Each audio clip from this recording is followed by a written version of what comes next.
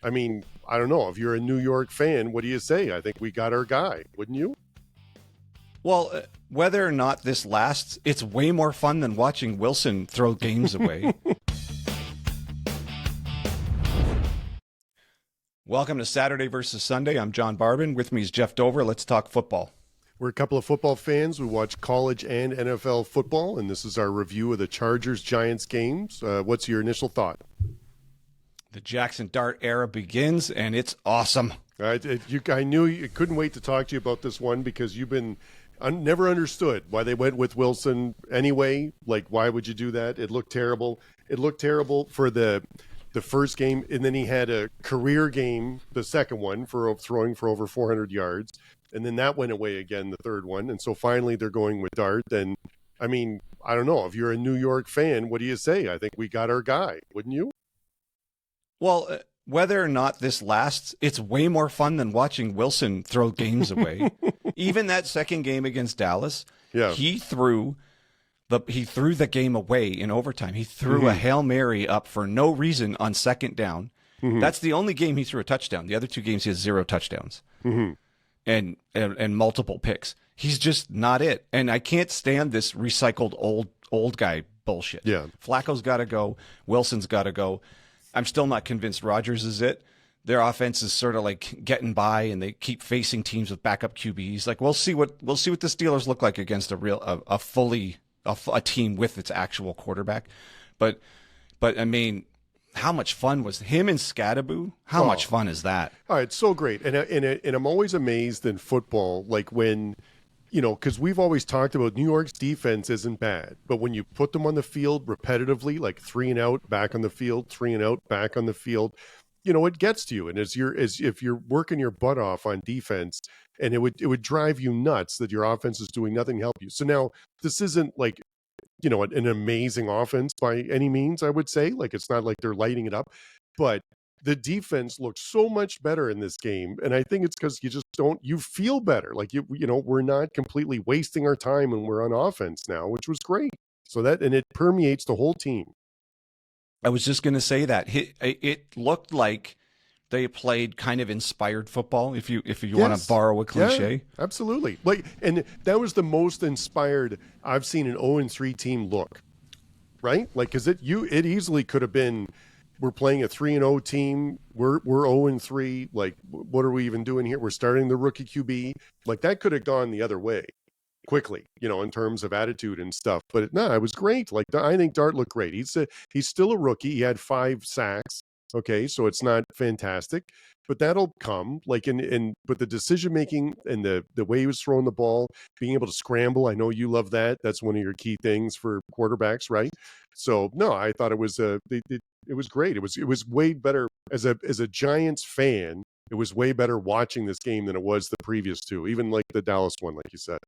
Yeah, now he's got to protect his body. He gets a little too aggressive when he's scrambling. Now, obviously, he wants to show up for the team, but he's got to get that out of him. Like, especially when he tried to straight arm the guy, but he sort of just open hand slapped him in the helmet. I'm like, that's your throwing hand. Just careful now. Like, just go ahead, run out of bounds. Your teammates aren't going to think you're a wuss for going out of bounds. They're going to appreciate you protecting your body, because he did have a scramble in the preseason where he got hurt, and it's like, Jesus Christ, it's the preseason. You have to protect your body. No. But I mean, you're right. There's an energy to him. He seemed to run the offense efficiently. And okay, I get it. They only passed for 89 yards. But this box score is so strange. They dominated time of possession. They out-rushed them 161 to 152. It's not a lot, but 161 yards rushing in the NFL is pretty good. But paired with 89 passing yards, which is strange. Well, he went 13 for 20 with 111 yards. So I don't know why. Then you minus all of the sack yards in the NFL, right? So the total passing yards are not that impressive. But the point is, that's not an impressive offensive output. Yet they led the game wire to wire. Yeah, and it was you're right. You made the point at the beginning. Like, this is the box score doesn't really match up with the game in this one, because this looked like inspired football. This was the more exciting offense that I've seen the Giants play in I don't know how long. And again, at the end of the day, he only passed for 100 yards, and it wasn't. But it's amazing how much difference that made. like him being there and the scrambling and the decision making was great. It's the best they've looked in forever. They were 7 for 15 on third down. The Chargers were 4 of 12. It's not good. They ran 13 more plays than the Chargers. Like again, it's not a lot of yards. The Chargers outgained them 338 to 250, but they were just sort of in control. It just looked like they were in control. They were ahead all game long. They won the turnover battle 2-0. When did the Giants win the turnover battle? Yeah, exactly. And Herbert, like this, when you give this defense so that they don't have to go in the field every time after a 3-and-out all the time, they're a good defense, and they made Herbert work for it. Like he was 23 for 41. He threw 2 interceptions. He had 200 yards and a touchdown, which wasn't a terrible day, but I mean he's a good QB, and they sort of held him in check. And Omarion Hampton is a stud. We talked about that in a previous show. He still looks great. Him running the ball is fantastic. And so is Quentin Johnson. Like, the Chargers are a good team. There's a reason why they were 3-0. And the Giants did everything they needed to, holding on to the ball, time of possession, but like you said, one wire to wire. Yep. You play keep away, and the Chargers, 14 penalties for 107 yards. That was really one of the main stories of the game. Just killing you just can't do that. You can't lose the turnover battle 2-0, and the let's call it the penalty battle. Yes, the Giants had 8 penalties, but only for 43 yards. Yeah, so 14 penalties is a ton. Like, whether it's 5, like those are killing drives, killing momentum. You can't overcome that. Yeah, if you lose time of possession by 10 minutes, the turnover battle and the penalty ratio, and third down efficiency, all of these like stats that like maybe you only notice them afterwards, and then you're like, oh yeah, that's why it seemed like the Giants were just always ahead of them, even though your flashy stats like total yards, they were behind in total yards, and the weird one that Giants only had 89 passing yards, but those two don't reflect what the game felt like. The game felt like, the Giants were in control of this game. Herbert was on the run a lot. Yeah. It was just, they were just in control. It's just, I guess I'm a little shocked that they were front running the game wire to wire and kind of in control. And anytime the Chargers got close, they pulled away. And anytime the Chargers got close, they pulled away again. So there was never that moment where the other team stole the momentum back and kept it. The Giants kept taking it back. Yeah, and the key thing there, like you said, with the momentum was the 7 for 15 on third downs. Like, when was the last? That's a great percentage. And I don't know the last time I saw the Giants have that before. So that explains, like, everything you just summed up with, like the penalties, the turnovers. That's going to explain the yardage difference, right? Because the Chargers had 338 yards, and the Giants had 250. 338 is not a lot. Like, they had more yards than the Giants. So the Giants' defense was still good. Yeah, they bowed up. They didn't give up any points in the fourth quarter. They just held the whole fourth quarter. Now, they didn't score any, but that's just how good the defense is. Now, and like, to your point, when you play keep away, your defense isn't stuck on the field. I mean, they played 10 less total minutes. That's a lot. That's a lot less, right? That is a lot less. They can be sharp. They can be more aggressive through to the end of the game. So as ugly as 89 pass yards is, it doesn't matter when you play keep away like that. Yeah, I hope the Neighbors injury isn't significant. I mean, I think it. What is it? Is it significant? I think I can't remember. As of time of recording, it's feared to be an ACL, but I don't think we got confirmation. But it seems like it's likely a season-ending ACL injury. Okay, but we don't know for sure. And then on the other side of the field, Joe. As time of recording, it is Giants star Neighbors out for season with torn ACL. All right, well, there you go. So we're a little bit behind on getting the information by time of recording. Okay, so he's out. So that sucks. It sucks because now that Dart is there, it just starts to look like, okay, we might have something fun here, and your number one receiver's gone. But again, everyone's dealing with injuries. The Ravens are falling apart right now with injuries. Joe Alt just went out with a high ankle sprain. So the report I saw recently was it could be 1 week or up to 6. So I guess it just depends on how bad the sprain is. So that's both of their best tackles are gone, at least for a few weeks here. So now the Chargers and Mack is gone. Slater's out for the whole year. Now Alt is out for some amount of time. So right when the Chiefs, we just did that show, if you want to watch that, are getting totally healthy, the Ravens are falling apart with injuries because Jaxson just did his hamstring and half the defense is gone. And now the Chargers lose another key player on offense here, another tackle. So it's like things are shaking out really good for the Chiefs right now. If the Chargers can't get these at least Alt back soon.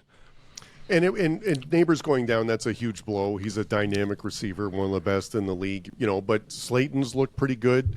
Johnson's looked pretty good. Wan'Dale Robinson's looked pretty good. So you just, and Cam Skattebo was also targeted twice in the passing game. So, they've got some weapons to work through. So it's not, I wouldn't say it's terrible, but like it hurts, but the key thing was Dart. Dart looked great, and the team played more inspired behind him, and the Chargers now are going to have to, considering the injuries they had on the offensive line and what they've already dealt with, the fact that Hampton still rushed for over 100 yards, he had 5 catches for 37 yards. Like they've got some really good pieces there, and they're still going to be a good team. That but it is a bit of a challenge to overcome those injuries going forward. Yeah, I think Hampton's totally stepping into that role. Obviously, this and was Johnston. He was targeted 13 times at 8 catches. Like that guy's a monster. He's become the true number one. This is what they thought they were getting. They spent a high draft pick on him. It took a little while, but now he seems to have gotten rid of the dropsies, and he's just a true number one. And Hampton, Najee Harris tore his Achilles, but Hampton looks like he's going to be just fine as RB1 here. So the pieces are there. It was just an odd game. Maybe it was I don't know, they call it a trap game. Maybe they just didn't expect the challenge that the Giants presented them, because to this point of the season, the Chargers kind of look like the best team in the NFL. Yep. Yeah, no, they handled well. Again, they beat Kansas City, the Raiders and the Broncos, and it was, listen, it was, you're going across country. Those things are always, they flag those sometimes too, the time zone stuff and everything. So, and it was an earlier game, right? Like it was the 1 o'clock. So that would have been it would have been like a 10 a.m. start for them. A little bit of body clock there. Yeah. But still, listen, New York outplayed them. That's really what it came down to. Right. It was the Chargers had too many penalties, which is self-inflicted wounds, and the Giants did what they needed to do to win this. Yeah, and that's the key. They outplayed them. They did. And that's what it looked like all game long. They just looked like the better team, regardless of what the box score said. They just looked like the better team. Yeah. So, and then the Skattebo, oh, geez. Like now it might just be a different looking offense with those two. Like I hope Daboll understand. He must understand he can or should run a different kind of offense with whatever Jaxson Dart can do now that Neighbors is out, but Skattebo can run and catch. He can kind of do it all back there. Yeah. And again, most fun combo. Singletary looks pretty good still. Like, see, he's not bad for a change of pace back, right? So, but you're going to lean on the run game and, spread the ball around on offense for receivers. And but it looks so different compared to when Wilson was there. Well, it's fun. They're must-watch TV now. I don't know how many games they're going to win, but they're fun to watch with Dart. But I know they're how bad tough. was it? Russell Wilson comes in and he immediately fumbles, like a sack fumble.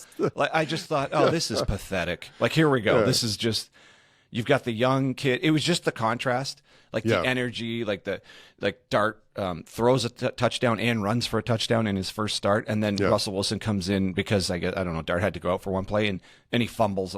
And now he recovers it, but it was just a pathetic looking, like sack fumble. Like it's just out with the old, in with the new. Mm-hmm. And the next game up, they've got it at the Saints. So that's a winnable game. So the Giants could be on a 2-game winning streak after next week. Well, and I know the talk before this game was like, oh, don't put him in against the Chargers. Like, what are you doing? And he gets the win. Yeah, home game, putting someone in at home as a first one I don't think is ever really a wrong move. But you're right. It would have been tough to, but hey, listen, it was the right decision because they won. Yep. And so now we'll see. They waited just long enough to be statistically almost impossible to make the playoffs. 0-3, 2% chance for the playoffs. It's pretty low.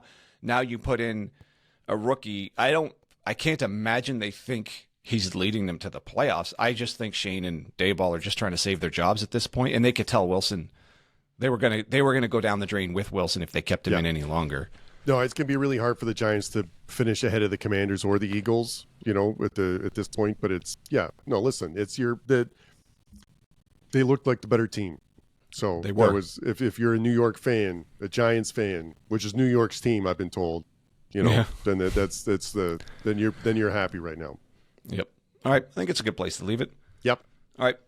So if you're still with us, we appreciate you checking out the channel. We know it's small. We just started it last year. So we appreciate the support. And if you do want to support us, a like really helps and a subscribe really helps. And or if you want to share the video with somebody you think might like it. Right. So for Jeff Dover, I'm John Barber, and that's your Saturday versus Sunday podcast.